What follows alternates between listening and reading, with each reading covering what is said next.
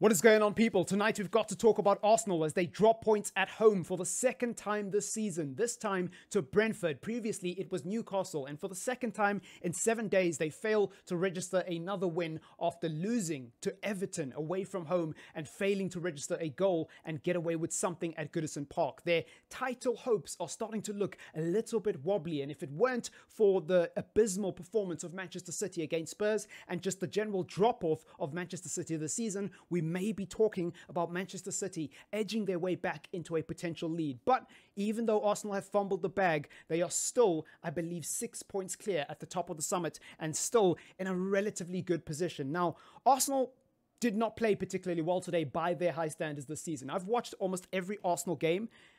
They're the team I watch the most outside of United, and I can tell you today was an uncomfortable performance today. So much so that when Brentford was pressing them up during goal kicks, they almost had to revert to playing this back three. It's not a completely new idea under Mikel Arteta, but it's one that demonstrates an uncomfortable Arsenal team. And I suppose this is the benefit of having Zinchenko in your team, because even though Zinchenko didn't play this well today, and even though Zinchenko hasn't really been the best Arsenal player, I think that he's one of the most rated Arsenal players because of what he brings to this team. He allows Arsenal to have this flexibility where Gabriel can come and stand next to the goalkeeper, Ben White can occupy this wide space, and Saliba can go out wide to create a temporary back three, which gives Leno three options to pass the ball at any point in time, an option to distribute the ball into Thomas Partey, and an option to give it to Zinchenko. There were even times where if Zinchenko was blocked by an extra man pressing, he would just tuck into the space over here, receive the ball, pass it to Partey, or alternatively drive it up, draw people out of position, and then push it out wide. And sometimes it failed. Like there was a moment in today's game where he did drive up and he played a ball out wide,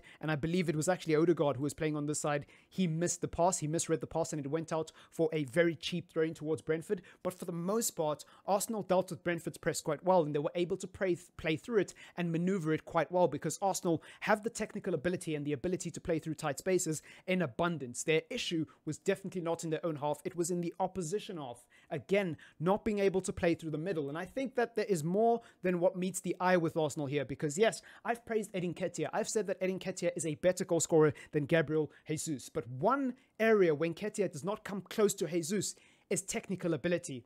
And it's not just technical ability, it's also vision, understanding of how to exploit space. Gabriel Jesus in these situations allows Arsenal to actually play in the half space because he is so good at navigating tight spaces. It's not just that he's agile. It's not just that he has a low center of gravity. It's also that in addition to being able to wiggle through tight spaces because of how agile he is able to dribble as well. He's able to almost put a magnet on his boot and a piece of metal in the ball and keep it so close to him, like it's almost like he's playing with a shoestring attached to the ball. And he's able to barb and weave his way through really high volume areas of traffic and generate those moments of magic for Arsenal. And that is where Gabriel Jesus is one of the signing of the season, in my humble opinion, because the impact he has off the ball and on the ball, especially against a low block and a rigid system like the one Brentford were playing today. I know they pressed up high, but generally speaking, when Arsenal had them pinned in their half, they were sitting very deep and very narrow in their box. They were happy to concede possession out wide. They were happy to let Arsenal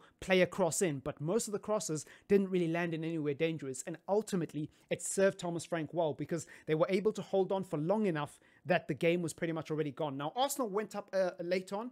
Trossard got the goal, but it wasn't enough because Tony at the other end immediately off of the set piece evaporates that lead quicker than the Gunners were able to even enjoy it. And that is where Thomas Frank really got lucky today, because I think Brentford, yes, they played well. Yes, they deserve the points on the balance of the game. But the goal itself, if you go back and watch it, even Tony, it receives the ball from a cross. It's a cross from the opposite side of the field.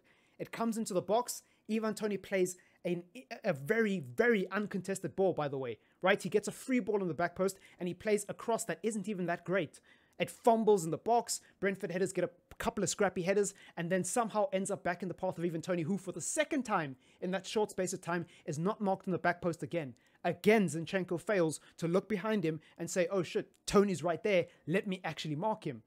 So there were so many moments in the game where Brentford, even though they played well and even though they deserved the point, there were moments where you thought, Arsenal are going to be just fine, especially after Trossard scored. But that lapse in concentration during that set piece is what cost Arsenal today. And again, when you are chasing a title and the team behind you is Manchester City, You know, 10 out of 10 performances is the minimum. Perfection is the bare minimum. Excellence is not enough.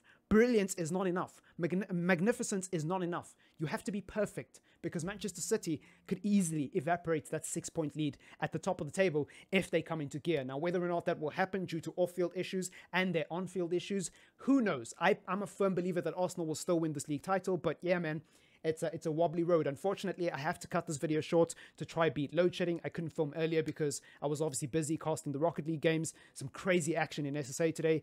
And yeah, I'm going to try get this out before load shedding. Peace!